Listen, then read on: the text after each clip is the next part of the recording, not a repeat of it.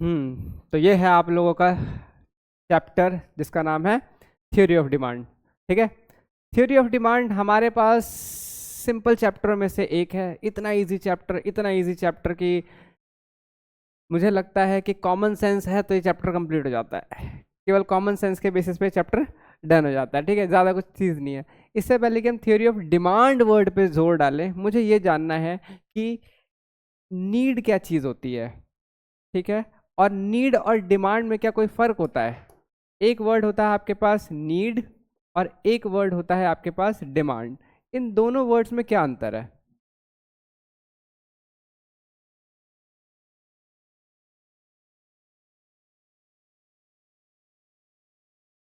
हाँ। हम्म। हम्म। बहुत बढ़िया जवाब दिया है इन्होंने। ठीक है, मैं थोड़ा सा इलाबरेट कर देता हूँ। नीड का मतलब होता है वो चीज़ जो आपकी सर्वाइवल के लिए भी इम्पॉर्टेंट है। ठीक है ना, अगर वो चीज़ सर्वाइवल के लिए इम्पॉर्टेंट है तो वो नीड है। जैसे कि हमें हवा की नीड है, हमें पानी की नीड है, हमें फूड की नीड है। डिमांड की जरूरत नहीं। नीड का मतलब क्या है कि उसके बिना आप रह ही नहीं सकते। ठीक है, अगर आपको जीना है, अगर आपको रहना है, तो आपको वो चीज़ चाहिए ही चाहिए। तो नीड वाली चीज़। और नीड वाले के लिए ना, अगर आप मान लो आप नीड सप्लाई करते हो, जैसे कि आप मान लो पानी सप्लाई करते हो या फूड सप्लाई करते हो, तो ऐसे में ना आपको लोगों को अट्रैक्ट करने की जरूरत नहीं पड़ती है। ज़्यादातर लोग वो उस चीज़ की डिमांड ऑटोमेटिकली करेंगे ही करेंगे। नीड की डिमांड होती ही होती है ना। ऐसा ऐसा थोड़ी हो सकता है कोई इंसान कह दे कि अरे नहीं नहीं, ये महंगा मिल रहा है, नहीं लूंगा। ठीक है, ऐसा हो सकता है कि नहीं नहीं, हवा महंगी हो रखी है, ऑक्सीजन सिलेंडर महंगा महंगा हो रखा है हॉस्पिटल में, सांस का हिसाब किताब रहने दो, है महंगा, सांस बहुत महंगी मिल रही है, लेनी ही पड़ेगी, है ना। तो नीड की चीज़ों की डिमांड हमेशा रहती है। On the other hand demand वो है, डिमांड एक ऐसा सब्जेक्ट है जो कि हमारे इच्छा पे डिपेंड करता है, हमारी विश पे डिपेंड करता है। यानी हम इसे कंट्रोल कर सकते हैं, इसे नहीं। Need can't be control but demand can be controlled. ठीक है, डिमांड कैसे कंट्रोल हो सकता है? डिमांड की हमारे को रियल मायने में देखा जाए तो केवल विश है लेने की। ठीक है, मेरी इच्छा पर डिपेंड करता है, और इसका कहीं ना कहीं लेना देना प्राइस के साथ है। हम प्राइस के बेसिस पे डिसाइड करते हैं कि कोई चीज़ हमें चाहिए या नहीं चाहिए। ठीक है, अगर कोई चीज़ हमारे लिए काफ़ी महंगी है, बहुत महंगी है, तो हम उसे नहीं लेना चाहेंगे। ठीक है, क्योंकि हमें हमें लगता है कि वो हमारी को उतना सेटिस्फाई कर पाएगी। लेकिन अगर कोई चीज़ थोड़ी सस्ती लगती है हमारे को, तो हम उसे फट से खरीदना चाहेंगे। ठीक है, आईफोन वाला जैसा एग्जांपल आप लोगों ने कहा, तो आईफोन की नीड नहीं हो सकती लेकिन डिमांड हो सकती है। अगर आईफोन थोड़ा सस्ता हो जाए तो आप कहोगे कि हाँ मैं परचेज करना चाहता हूँ। आईफोन महंगा है तो आप कह दोगे कि नहीं, इसके बिना भी गुजारा चल रहा है ना। तो डिमांड उन चीज़ों की है जिनके हम नेसेसिटी में नहीं तोलते, जिन्हें। क्लियर हो गई बात? अच्छा, जब मैंने बोला कि डिमांड का लेना देना ही किसके साथ है? प्राइस के साथ। भाई डिमांड का लेना देना किसके साथ है? प्राइस के साथ है। तो यहां से हमारे पास आता है कि भाई जरा चेक करें कि डिमांड किस किस तरीके से बिहेव करती है। यानी इकोनॉमी के अंदर तो हमें बहुत सारी चीजें बेचनी बेचनी है ना।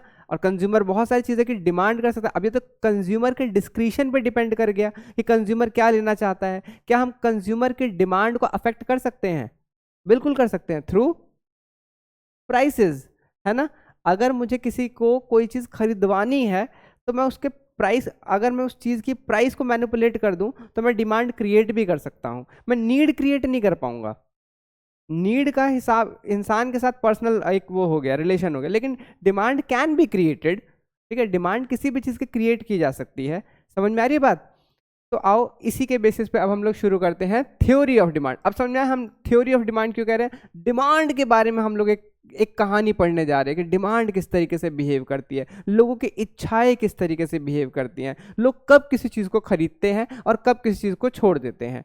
समझ में आई बात? गुड। तो इस है क्या डिमांड? डिमांड का मतलब है किसी चीज की अलग अलग प्राइस पे एक पर्सन उसे कितना खरीदने के लिए इच्छा जाहिर करता है, कितना खरीदना चाहता है। समझ में आई बात? जैसे कि अगर मैं एक बात बताऊं, इसी के इसको छोड़ दो, अगर हम एग्जांपल हटा दें, 1,20,000 रुपीज का अगर कोई फोन है, तो हो सकता है एक इंसान खरीदना ही ना चाहे। लेकिन अगर वो फोन 1 लाख का होता है तो उसके लिए एक कस्टमर रेडी हो जाए जो कह दे कि हाँ हाँ, 1 पे तो मैं खरीद लूंगा। हो सकता है 50,000 उसका प्राइस हो जाए तो 2 लोग रेडी हो जाए, या फिर यही आदमी जो है वो 2 फोन भी लेने के लिए रेडी हो जाए, पॉसिबिलिटी है। क्योंकि अब वो पहले भी 1 लाख खर्चा करने के लिए रेडी था, अब उसके पास ये है कि भाई फोन सस्ता हो गया है तो मैं भी रख लूंगा, अपनी वाइफ को भी दे दूंगा। समझ में आई बात? तो देख रहे हो उसका प्राइस के साथ क्या हो रहा है, क्वांटिटी खरीदने का माहौल बदले जा रहा है, क्वांटिटी खरीदने के उसके इंटेंशन चेंज होती जा रही है। तो what is demand? Demand refers to the quantities which a consumer is willing to buy at different possible prices। किसी चीज के अलग अलग प्राइस पे एक इंसान कितना खरीदने के लिए रेडी है, that is known as demand.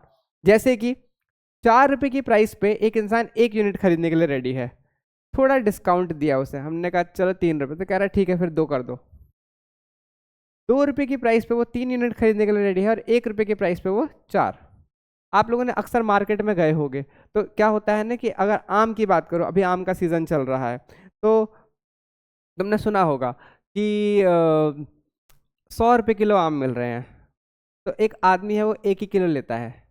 लेकिन अगर वो जो बंदा है, जो सेलर है, अगर वो कह दे कि 80 लगा दूंगा, या फिर ये बोल दे कि जी 70, बाकी दुनियादारी में ज़्यादा महंगा मिल रहा है, 100 रुपये में मिल रहा है, ये इंसान कह दे कि जी मैं 80 में दूंगा, तो हमें लगता है ना कि यार 80 में मान गया, एक काम करते 2 किलो खरीद लेते हैं, क्या पता दोबारा पटे ना पटे। ठीक है, फिर हमने बोला, फिर अब हम क्या बोल रहे हैं, मैंने कहा हम 3 किलो लेंगे अगर थोड़ा और कम कर लेगा तो। समझ में आई बात? एक काम कर 70 लगा ले, 3 किलो ले लेंगे। समझ रहे हो?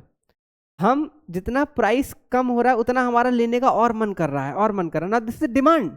ये इंटरनल फीलिंग जो आ रही है कि चीजें ले लेते हैं, this is called demand. Clear? अब अगर आप नोटिस कर रहे हो तो यहाँ पे फिर से एक चीज नजर आती है कि प्राइस कम हो रहा है और क्वांटिटी बढ़ रही है। मैंने बताया था कि अगर कभी भी ग्राफ में या मैथ्स में x और y वेरिएबल है, एक कम हो रहा है एक बढ़ रहा है, ग्राफ डाउनवर्ड स्लोपिंग बनेगा। तो आओ जरा इसको करते हैं। सपोज करो यहाँ पे हम लोग क्वांटिटी रख देते हैं, ये 1 2 एंड 3, ये 1 2 एंड 3। तो 4 वाले को छोड़ो, 3 पे 2, तो हमारे पास कितना हो जाएगा, 3 पे 2। इसको ना ऐसे नहीं करना चाहिए हमारे को, रुक जाओ, इसे इस तरीके से बनाते हैं। इस वाले को छोड़ दो, यहाँ पे बनाते हैं हम 1 2 3 4, 1 2 3 4, 1 2 3 4, 1 2 3 4। यहाँ पे हमेशा याद रखना, इस जगह पे हमेशा क्या आएगा, प्राइस, और नीचे क्या आएगा, क्वांटिटी आएगा। ठीक है, तो 4 प्राइस पे हमारे पास कितनी क्वांटिटी है, 1, तो 4 पे है 1 क्वांटिटी, 3 पे है 2, तो 3 पे है हमारे पास 2, 2 पे है 3, तो 2 पे है हमारे पास 3, एंड 1 पे है 4। अगर हम सारी लाइनों को मिला दे तो कैसा बन रहा है graph, downward sloping, just like this. तो डिमांड कर्व हमेशा कैसा बनता है, डाउनवर्ड स्लोपिंग बनता है, और कैसा बनता है, एक स्ट्रेट लाइन बनती है। तो आई होप डिमांड के बारे में आइडिया लग गया होगा। इसे कहते हैं डिमांड सेट, और यह है डिमांड कर्व। ठीक है, अब क्वांटिटी डिमांडेड क्या है, जरा याद करो। मैंने पिछले वाले एग्जांपल में मैंने प्राइस क्या रखा था, प्राइस रखा था 4 3 2 1, और क्वांटिटी कितनी इजी रखी थी, 1 2 3 4। तो दोस्तों ये तो है डिमांड, ये तो है डिमांड। डिमांड का मतलब अलग अलग प्राइसेस पे कोई इंसान कितना खरीदने के लिए रेडी है। लेकिन अगर मैं आपसे पूछूं कि बताओ भाई बताओ, 2 रुपए पे कितने यूनिट खरीदना चाहता है वो इंसान, 2 रुपए पे कितने यूनिट खरीदना चाह रहा है, एट प्राइस 2 एक इंसान कितनी यूनिट खरीदना चाह रहा है, 3। तो ये कहलाएगा क्वांटिटी डिमांडेड। ये क्या कहलाएगा, क्वांटिटी डिमांडेड। आई होप दोनों बातें क्लियर हो गई होंगी। Demand and quantity demanded, demand का मतलब है अलग अलग प्राइसेस पे एक इंसान कितना कितना खरीदने के लिए रेडी है, और क्वांटिटी डिमांडेड क्या है, एट अ पर्टिकुलर प्राइस एक इंसान कितनी पर्टिकुलर यूनिट खरीदना चाहता है। जैसे कि at particular price 2 he is ready to buy 3 unit. Now this is called quantity demanded. Clear है यहाँ तक की बात? गुड। अब बढ़ते हैं आगे और मार्केट डिमांड के बारे में समझते हैं।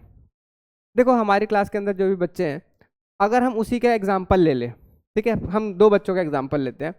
मैं मान लो सेलर हूँ और आप लोग बायर हो, तो क्योंकि हम ज़्यादा बच्चों का एग्जाम्पल लेंगे तो भी मार्केट ही बनेगी ना। मार्केट का क्या मतलब होता है, जिसमें बहुत सारे लोग होते हैं, बहुत सारे लोगों को मिला दो तो मार्केट, और सिंगल रहे तो इंडिविजुअल। तो इंडिविजुअल डिमांड के बारे में तो पढ़ लिया, मार्केट डिमांड के बारे में देते हैं। मान लेते हैं मार्केट में 2 कंज्यूमर है, कंज्यूमर 1 एंड कंज्यूमर 2। 4 प्राइस पे पहला कंज्यूमर कहता है कि मैं 1 यूनिट खरीदूंगा, लेकिन ये वाला जो कंज्यूमर है इस वाले कंज्यूमर से अमीर है, तो दिखावे में कहता है तू 1 खरीद रहा है, मैं 2 खरीदूंगा। ठीक है, लेकिन मार्केट में जरा देखो, मार्केट में उस प्राइस पे कितने यूनिट बिक रही हैं? 3। यानी मार्केट में उस प्राइस पे 3 चीजें क्या हो रही है, डिमांड की जा रही है, 3 यूनिट डिमांड की जा रही है।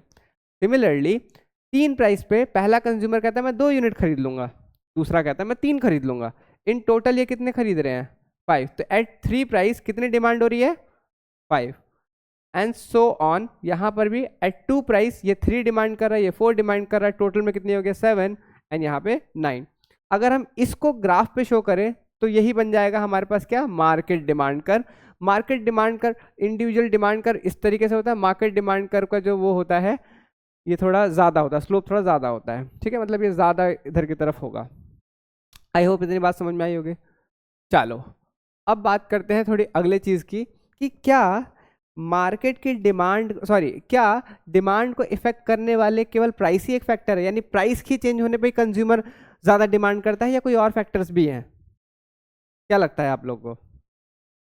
ऑफ कोर्स ये बात है, यहाँ पर दिख रहा होगा तो आप लोग समझ ही गए होंगे कि हाँ, प्राइस के अलावा भी बहुत से फैक्टर होते हैं। प्राइस के अलावा भी हमारे पास कुछ फैक्टर्स होते हैं, PX, PR, YTE। Individual demand को इफेक्ट करने वाले और कौन से फैक्टर्स हैं? PX, PR, YTE। Very good. PX stands for price of commodity X। Price of commodity X, इसका क्या मतलब होता है कि किसी चीज की डिमांड यानी X की डिमांड उसकी प्राइस पे भी डिपेंड करती है, प्राइस के चेंज होने पे भी डिमांड चेंज होगी। क्या और किसी चीज से भी होगी? हाँ। दूसरा होता है price of related commodity. Price of related commodity. अब ये रिलेटेड कमोडिटी का क्या मतलब होता है? अगर X की बात करूं तो X की डिमांड दूसरी उसके साथ की कमोडिटीज के चेंज होने पर भी, प्राइस के चेंज होने पर भी इफेक्ट हो सकती है। अभी हम इसकी चर्चा करेंगे। Y stand for income of person. Income के हिसाब से भी किसी चीज़ की डिमांड चेंज हो सकती है। अमीर लोग अलग तरीके से कर सकते हैं, आप ही अमीर हो जाओगे तो डिमांड अलग करोगे। ठीक है ना। T stand for taste and preference. Taste and preference के बेसिस पे भी डिमांड इफेक्ट होती है।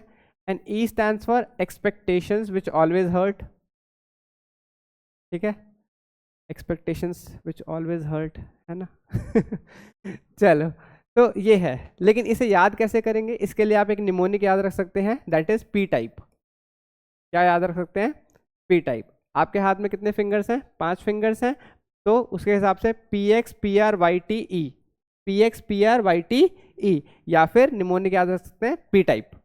ठीक है, हम एक एक करके डिस्कस करेंगे। सबसे पहला है हमारे पास price of commodity X। Price of commodity X बहुत सिंपल है, ये कहता है when price rises demand falls, when price falls demand rises. खत्म। प्राइस का डिमांड के साथ क्या रिलेशन है? अगर किसी कमोडिटी की प्राइस, X कमोडिटी की प्राइस कम होगी तो ऑटोमेटिकली लोग उसको ज़्यादा डिमांड करने लग जाएंगे, है ना। बोलो हाँ या ना। कोई भी चीज़, आईफोन थोड़ा भी सस्ता होता है लोग पागल हो जाते हैं, आजकल तो सबके पास ही आईफोन है। मतलब मज़े की बात तो ये है कि रिक्शे वाले, ऑटो रिक्शे वाले, ठीक है, वो लोग जो बेरोजगार हैं वो भी, सबके पास आईफोन है। ठीक है, बढ़िया बात है। हल्का सा भी वो सस्ता होता है, जैसे कि अभी तुम देखते हो ना अमेजोन वगैरह पे सेल आती है, सब लोग फटाफट आईफोन खरीद लेते हैं। क्यों? प्राइस जैसे ही ड्रॉप होते हैं लोग फटाक से खरीदना शुरू कर देते हैं। तो प्राइस का डिमांड के साथ क्या रिलेशन है? प्राइस के साथ, प्राइस का डिमांड के साथ इनवर्स रिलेशन है। ठीक है, कैसा रिलेशन है? इनवर्स रिलेशन है। अब हम बात करते हैं इनवर्स रिलेशन के बाद दूसरी चीज़ की, जो कि है हमारे पास प्राइस ऑफ रिलेटेड कमोडिटी। इस पे आगे बढ़ने से पहले हम ये समझते हैं, मतलब 2 मिनट के लिए मैं इसे हाइड कर देता हूँ। ठीक है, मुझे ये बताओ कि आप लोगों से रिलेटेड कौन कौन लोग हो सकते हैं? एक वो हो सकते हैं जो आपका साथ देते हैं, वो आपके दोस्त हो सकते हैं जो आपका साथ देते हैं, और एक हो सकते हैं जो आपके दुश्मन है। ठीक है, वो लोग जो आपके एंटी हैं। होता है ना, हर क्लास के अंदर ऐसा होता है, हर क्लास के अंदर होता है। एक होता है जिगरी दोस्त, वो जिगरी दोस्त जो कि आपसे सुबह सुबह फ़ोन करके पूछता है कि हाँ स्कूल आ रहा है, आप कहते हो हाँ, कह रहा ठीक है चल मैं अभी आ रहा हूँ। फिर अगली सुबह हेलो स्कूल आ रहा है, कह रहे यार आज नहीं आ रहा, चल ठीक है तो फिर मैं जाके क्या करूँगा दोनों छुट्टी मार लेते हैं, है ना। ऐसे दोस्त, ऐसे चड्डी बड्डी, ऐसे साथ के लोग क्या कहलाते हैं, ऐसे दोस्त हमारे बिल्कुल सगे संबंधी कहलाते हैं, ठीक है ना। They are basically are complementary. Complementary का मतलब मेरे साथ वो फ्री है, मेरे को बर्थडे पार्टी में बुलाए, इसको भी बुला, इसी के साथ आऊंगा, है ना। कॉम्प्लीमेंट्री, मेरे साथ ही रहता है ये, जहां मैं वहां वो, जहां वो वहां मैं, कंफर्म है। ये बड़े ही प्यारे दोस्त होते हैं हमारे। एक दूसरी कैटेगरी भी होती है जो क्लास के अंदर होती है, वो होती है जिनकी हमें शक्ल तक पसंद नहीं होती है। मतलब उनकी शक्ल देख लो मूड ही खराब होता है। अगर वो एक टीम में है तो हम उस टीम में नहीं रह सकते, हमारा मन नहीं है उस टीम में रहने का भैया, ठीक है ना। दूसरा कि एक सीट पे भी हम साथ नहीं बैठते, हम साथ में बैठ गए तो कलेश पक्का है, ठीक है ना, हमारा कलेश पक्का है। फिर ऐसे होता है कि उधर है तू उधर, ठीक है ना, समझ रहे हो। ये साथ में रह ही नहीं सकते, एक साथ रह ही नहीं सकते। इन्हें प्रोजेक्ट दे दो साथ बनाने को, पागल हो जाएगी टीचर, ठीक है ना। ये साथ नहीं रह सकते, एक दूसरे की जगह पे रह सकते हैं। ये नहीं है तो वो नहीं है तो ये, मतलब समझ रहे हो ना कि हाँ, अपोजिट रहेंगे एक दूसरे के, ठीक है। इन्हें कहते हैं सब्स्टिट्यूट। इन्हें क्या कहते हैं, सब्स्टिट्यूट। इसकी जगह पे दूसरा इंसान। और ये अक्सर इन दोनों को अगर तुम देखोगे तो ये अक्सर सेम लेवल के होते हैं। जैसे कि मान लो दो टॉपर्स के बीच में एक राइवलरी होती है, दो अच्छे प्लेयरों के बीच में एक राइवलरी होती है ना, मैं अच्छा तू अच्छा, ठीक है ना। इनके बीच में ये दोनों साथ में नहीं रहते, ये दोनों अपनी अपनी चलाते हैं, है ना, कॉम्पीट कर रहे होते हैं एक दूसरे के साथ, ठीक है। गुड्स के केस में भी बिल्कुल ऐसा होता है।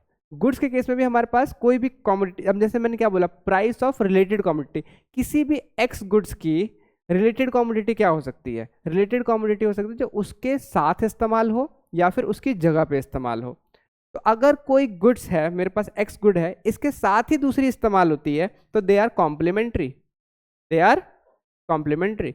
लेकिन अगर इसके दूसरी जगह पे देखा जाए, ये है तो दूसरी नहीं इस्तेमाल होगी, दूसरी है तो ये इस्तेमाल नहीं होगी, they are substitutes, they are substitutes. Example ले लेते हैं, मेरे पास बाइक है, बाइक के साथ पेट्रोल जो है वो क्या है इसका, कॉम्प्लीमेंट्री। क्यों, क्योंकि बाइक और पेट्रोल साथ साथ ही रह सकते हैं।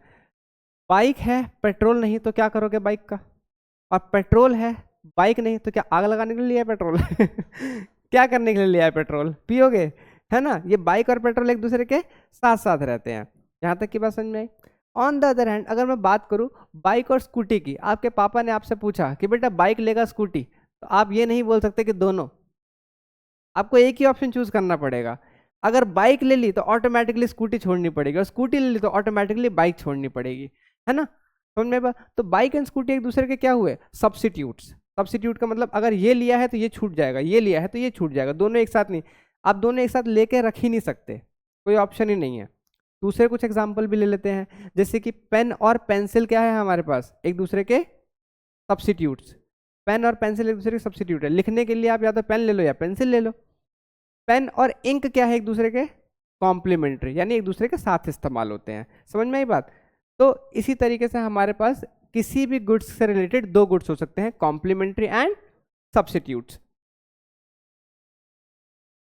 Complementary, these goods are used together, one can not be used without other. Complementary, भाई भाई साथ साथ, है ना, जैसे कि बाइक एंड पेट्रोल।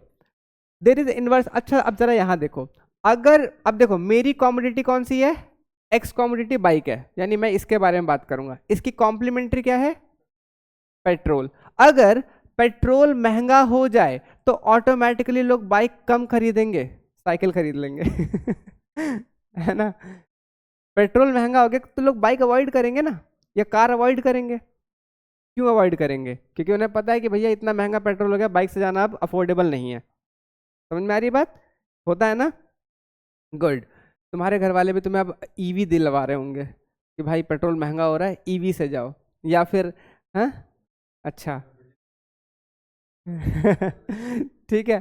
तो आई होप इतनी बात समझ में आई होगी। अब जरा इधर देखो, मैं कह रहा हूं price of petrol and demand of bike, demand of bike.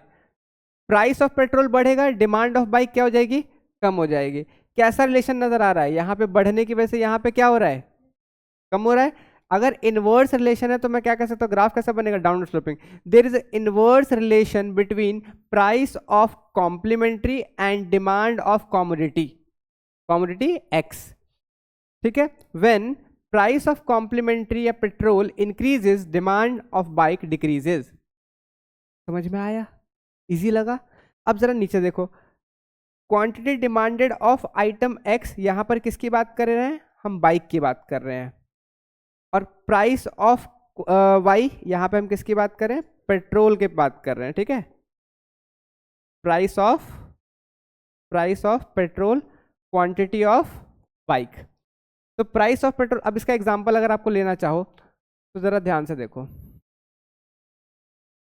कुछ इस तरीके से लेते हैं हम। मान लो बाइक जो है वो आपकी कितने की आती है, 1 लाख की। तो 1 लाख की बाइक आ रही है, और 1 लाख की बाइक आ रही है तो कितनी डिमांड की जा रही है, होल्ड ऑन, कितनी डिमांड की जा रही है, मान लो 5 बाइकें डिमांड की जा रही है, ठीक है। कितनी बाइक डिमांड की जा रही है, 5। पेट्रोल जो है, पेट्रोल और उसकी भी डिमांड की बात कर लेते हैं, ठीक है। पेट्रोल और इसकी डिमांड, पेट्रोल जो है वो मान लो 90 रुपीज़ लीटर है। एक बाइक के अंदर अगर हम मान लेते हैं कि 5 लीटर की टंकी है एग्जाम्पल के लिए, तो 5 बाइक के अंदर कितने लीटर पेट्रोल की डिमांड होगी, 5 पंजे 25, 5 5 25। क्लियर हो गई बात। अब 90 से पेट्रोल पहुंच गया 200 रुपये लीटर, भगवान ऐसे दिन ना दिखाए ऐसे भयानक दिन ना दिखा दे, लेकिन अगर पेट्रोल के प्राइसेस 200 रुपये हो गए तो ऑटोमेटिकली लोग पेट्रोल को थोड़ी डिमांड करेंगे, उनके लिए बाइक अब कन्वीनियंट नहीं है।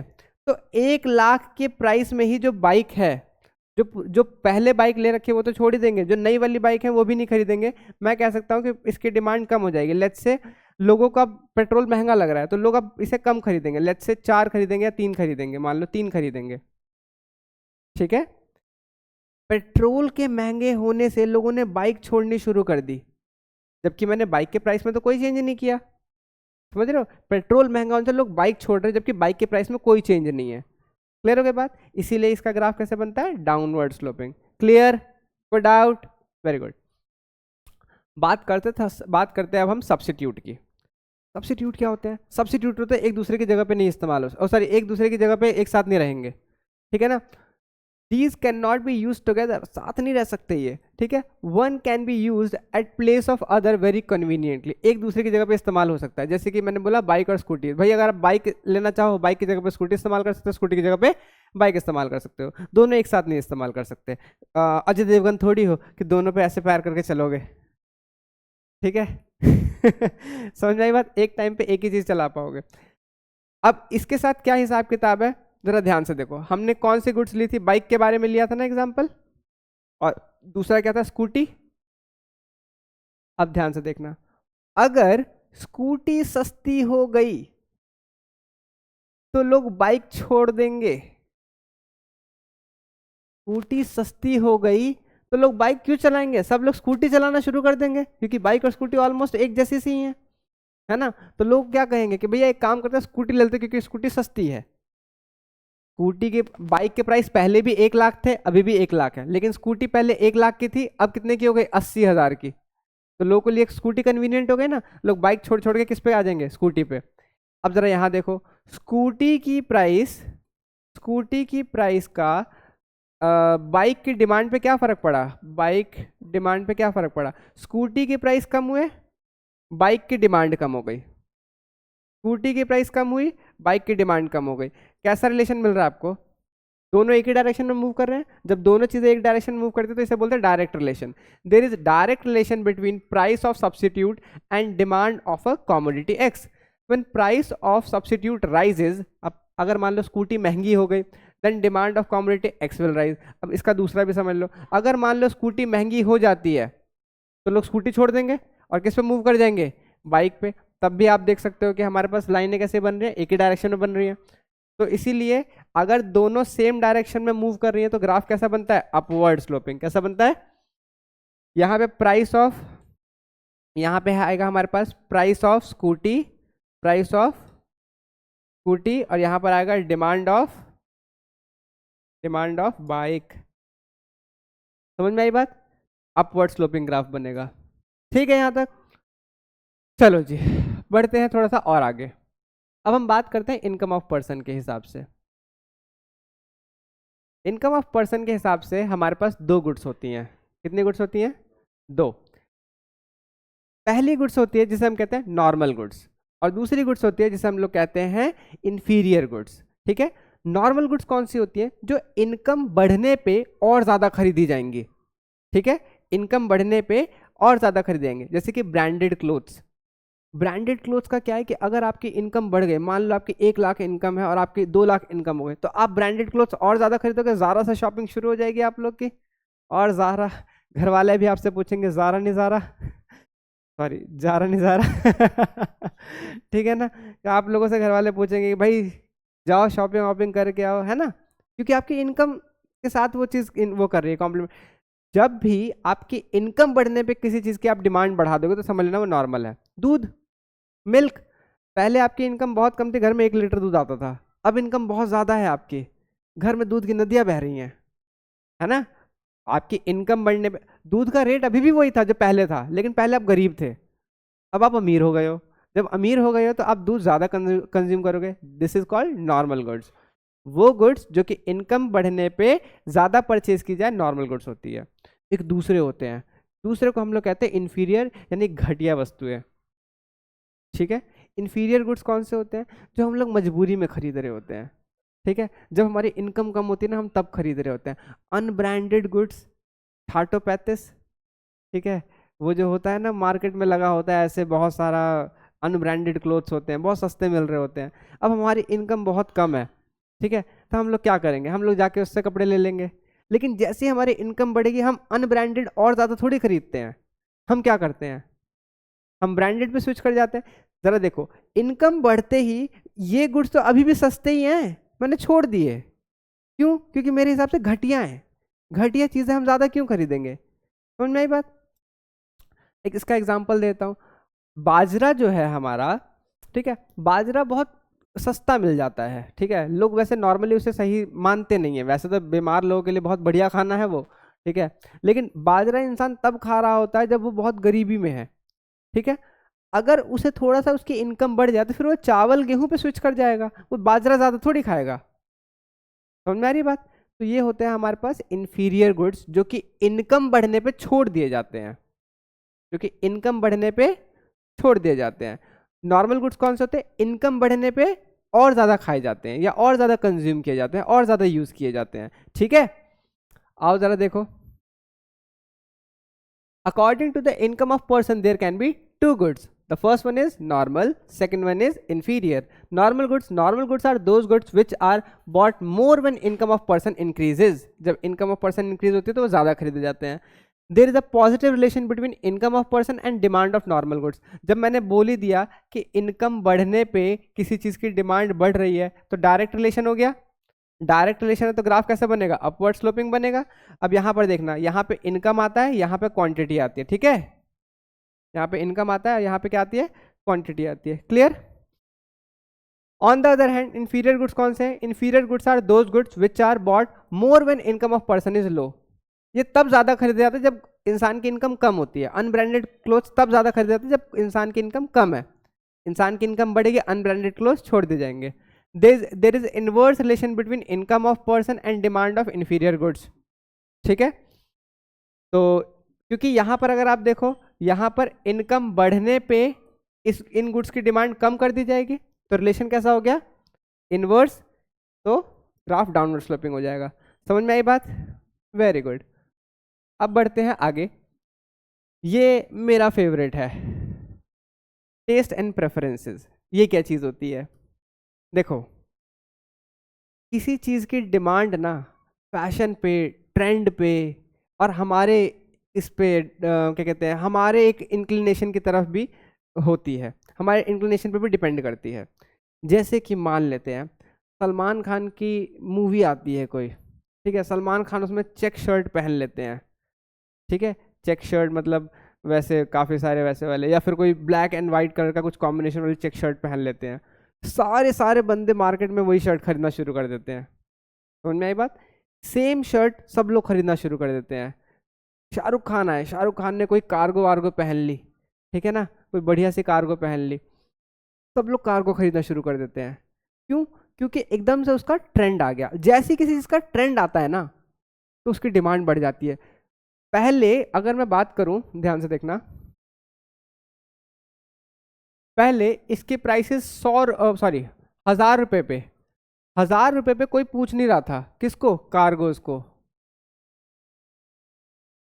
कार्गो पैंट्स जो होती है हमारे पास, 1000 रुपए पे भी कोई नहीं पूछ रहा था। All of a sudden movie आ जाती है, अब जीरो डिमांड थी, अब 1000 रुपए की अभी भी मिल रही है, लेकिन अब इसकी डिमांड 10 हो गई। क्यों? क्योंकि अब इसका क्या आ गया? ट्रेंड आ गया। अब क्या आ गया? ट्रेंड आ गया। मार्केट में अभी भी बहुत सी चीजें हम उन्हें नहीं पूछ रहे, लेकिन कोई वही चीज अगर कोई एक्टर वगैरह पहन ले, कोई एक्ट्रेसेस पहन ले, तो सब लोग वही खरीदना शुरू कर दें, क्योंकि वो ट्रेंड में आ जाती है। क्लियर हो गई बात? ऑन द अदर हैंड दूसरा भी है। इसका एक एग्जांपल लेते हैं, bell bottom. Bell bottom jeans, bell bottom jeans का फैशन कभी था, आज नहीं है। अब बेल बॉटम कितनी सस्ती हो जाए, सेम प्राइस पर बिके, कोई नहीं पूछेगा। यानी बेल बॉटम के प्राइस बढ़ा दो तो भी नहीं खरीद रहा कोई, कम कर दो तो भी नहीं खरीद रहा। क्यों? क्योंकि उसका ट्रेंड ही नहीं है। एक दूसरा एग्जांपल भी है, कई कई बार ना हमारा किसी चीज़ को लेके इंक्लिनेशन थोड़ा अच्छा वैसा होता है, ज़्यादा होता है। हमें कोई चीज़ बहुत पसंद आ रही होती है, हमें जब पसंद आ रही होती है तो चाहे वो महंगी क्यों ना हो, खरीद लेते हैं अपन, है ना? महंगी क्यों ना हो, खरीद लेते हैं। और जो चीज़ पसंद नहीं आ रही, वो कितनी सस्ती क्यों ना हो, नहीं खरीदते। समझ में आई बात? यानी टेस्ट एंड प्रेफरेंसेस के बेसिस पे भी हम लोग चीज़ों को डिसाइड करते हैं। अब यहाँ पर अगर मैं बात करूँ टेस्ट एंड प्रेफरेंस का, तो हम इसके लिए अब इतना क्या पढ़ोगे? देखो, अगर किसी का ट्रेंड चल रहा है, ठीक है, या फिर मैं कह सकता हूं किसी चीज का आपके लिए फेवरेबल प्रेफरेंस है, आपका प्रेफरेंस उसको लेकर के फेवरेबल है, आप उसे प्रेफर करते हैं, तो उस चीज की सेम प्राइस पे भी डिमांड क्या हो जाएगी? बढ़ जाएगी। अगर किसी चीज को लेकर के आपका नेगेटिव प्रेफरेंस है, नेगेटिव प्रेफरेंस यानी आप उसे प्रेफर नहीं करते, पसंद ही नहीं करते, या फिर नॉन ट्रेंडी, उसका ट्रेंड ही नहीं है, तो ऐसे में उसकी डिमांड होगी ही नहीं, उसकी डिमांड कम रहेगी। क्लियर हो गई बात? यानी ट्रेंड पे भी ये बात इफेक्ट करती है। And last but not the least, expectation of future prices. एक बार ना एक आंटी जो है वो गोल्ड खरीदने जा रही थी, गोल्ड खरीदने जा रही थी, जा रही थी, उनकी एक सहेली मिल गई। उन्होंने कहा कि अरे सखी कहाँ जा रही हो? तो आंटी ने कहा कि यार बेटी की शादी होनी है, सोच रही हूँ गोल्ड खरीद के रख लो। तो आंटी ने कहा अरे दिवाली के टाइम पे खरीदना, गोल्ड जो है वो थोड़ा सस्ता होने की उम्मीद है। ठीक है, दिवाली पे लोग गोल्ड वोल्ड खरीदते हैं ना, हो सकता है गोल्ड सस्ता। अब देखो इस बात में सच्चाई है नहीं है हमें नहीं पता, लेकिन आंटी ने पहली आंटी ने दूसरी आंटी ने पहली आंटी के कान में ये बात फूंक दी, क्या? कि भैया दिवाली के टाइम पे गोल्ड सस्ता हो जाएगा। आंटी जा रही थी, आंटी ने कहा है सस्ता हो जाएगा, अच्छा चलो बाद में खरीदेंगे। पता नहीं दिवाली में क्या होगा, लेकिन आंटी की एक्सपेक्टेशन क्या है कि जब सस्ता हो जाएगा तब खरीदेंगे। आज सस्ता है उससे फर्क नहीं पड़ता, उन्हें लगता है कि फ्यूचर में और सस्ता होगा तब खरीदेंगे। ऑन द अदर हैंड अफवाह फैला दो किसी चीज़ को लेकर के, जैसे मार्केट में बहुत अफवाह चलती थी कि नमक जो है ना कल से 100 रुपये किलो मिलेगा। मार्केट में आज ही अगर मैं न्यूज़ पे ये बात फैलवा दूं कि कोई अफवाह ही हो कि जो नमक है वो 100 रुपये किलो मिलेगा कल से, लोग क्या करेंगे? आज सस्ता मिल रहा है, आज सेम प्राइस पे जाके क्या कर लेंगे? स्टॉक कर लेंगे सेम प्राइस पे। यानी अगर आपको एक्सपेक्टेड है कि फ्यूचर में प्राइस बढ़ेंगे तो प्रेजेंट डिमांड बढ़ जाएगी। समझ में आई बात? प्रेजेंट डिमांड क्या हो जाएगी? बढ़ जाएगी। फ्यूचर में प्राइस की बात बढ़ने पे प्रेजेंट डिमांड बढ़ जाएगी सेम प्राइस पे। क्लियर हो गई बात? ऑन द अदर हैंड अगर आपको लगता है कि फ्यूचर में प्राइस फॉल कर जाएगा, फ्यूचर में सस्ता होगा, प्रेजेंट डिमांड भी फॉल कर जाएगी, प्रेजेंट डिमांड भी क्या हो जाएगी? फॉल कर जाएगी, प्रेजेंट डिमांड भी कम हो जाएगी। क्यों? लोग सोचेंगे फ्यूचर में जब सस्ता हो जाएगा ना तब खरीदेंगे। क्लियर हो गई बात? यही कहानी है एक्सपेक्टेशन की। एक्सपेक्टेशन पढ़ो, if there is chances that in near future the price of commodity will increase, people will start buying more of it today. क्या कह रहा है वो, अगर इस चीज की एक्सपेक्टेशन है कि फ्यूचर में प्राइस ऑफ कमोडिटी जो है वो बढ़ जाएगी तो उसे लोग आज ही ज्यादा खरीदना शुरू कर देंगे सेम प्राइस पे। काहे, वो वेट थोड़ी करेंगे कि जब महंगा होगा तब खरीदेंगे, सस्ता है आज खरीद लो, है ना।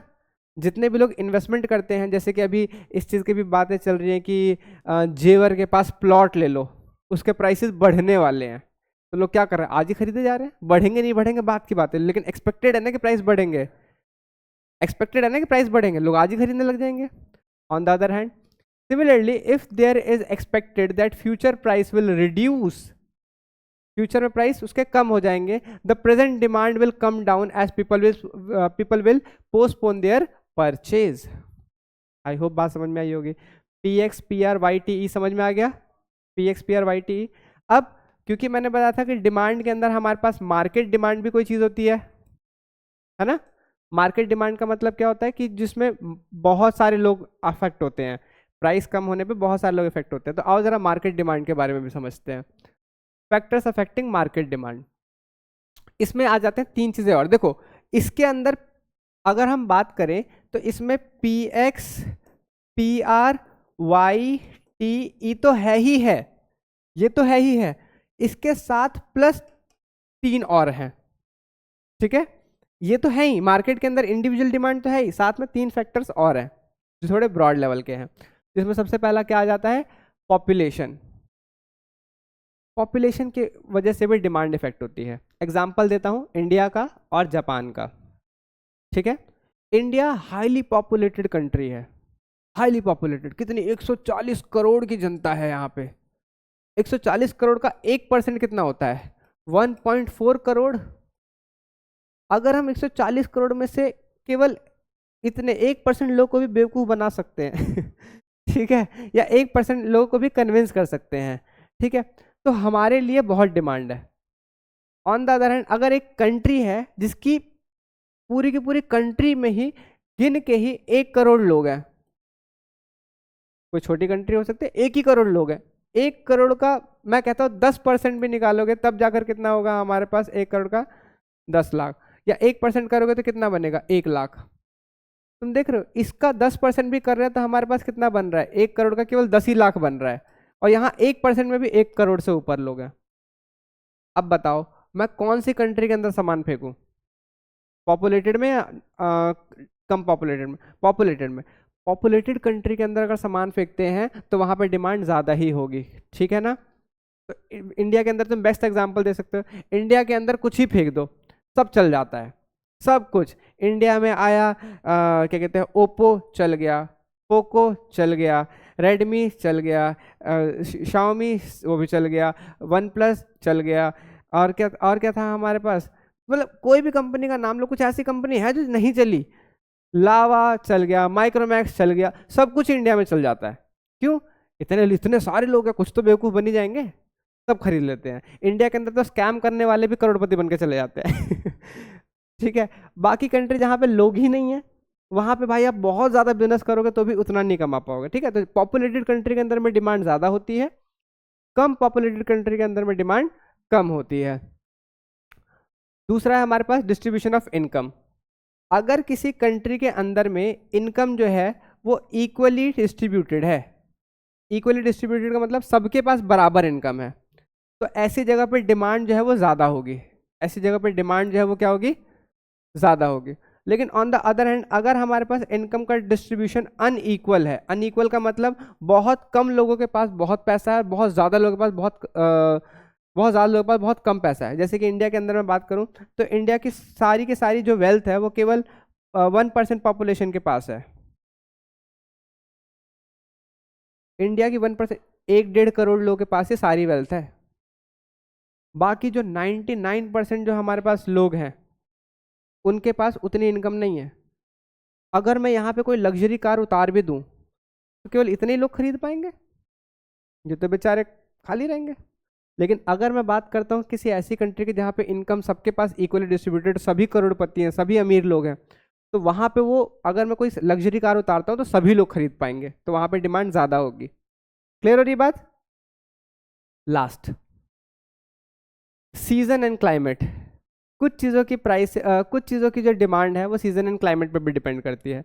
जैसे कि अगर मैं बात करूँ, ठंड के टाइम पे ऑटोमेटिकली कंबल की डिमांड बढ़ जाती है, गर्मी के टाइम पे एसी की डिमांड बढ़ जाती है ना। खाने पीने की चीज़ों के हिसाब किताब भी ऐसे ही होते हैं, ठीक है। तो सीजन एंड क्लाइमेट के हिसाब से ठंडी जगह पे जाओगे और अगर वहाँ पे ठंडी जगह पे एसी बेचने की कोशिश करोगे, बिकेगा? ठंडी जगह पर जाओगे तो ठंडी जगह पे कंबल की डिमांड हमेशा रहेगी। इंडिया के अंदर भी ऐसा हिसाब किताब है। ठंड का टाइम आएगा ऑटोमेटिकली ब्लैंकेट महंगा होगा तो भी लोग खरीदेंगे, गर्मी का टाइम होगा एसी महंगा होगा तो भी लोग खरीदेंगे, क्योंकि क्लाइमेट पे डिपेंड करता है। समझ में आई बात? तो ये सारे फैक्टर्स हैं जिसकी वजह से डिमांड इफेक्ट होता है। इसके नेक्स्ट क्लास के अंदर यानी क्लास 2 के अंदर हम लोग पढ़ेंगे लॉ ऑफ डिमांड। क्या पढ़ेंगे? Law of demand. ठीक है, तो मिलते हैं हम लोग अपने नेक्स्ट क्लास के अंदर। This was all for today. ठीक है।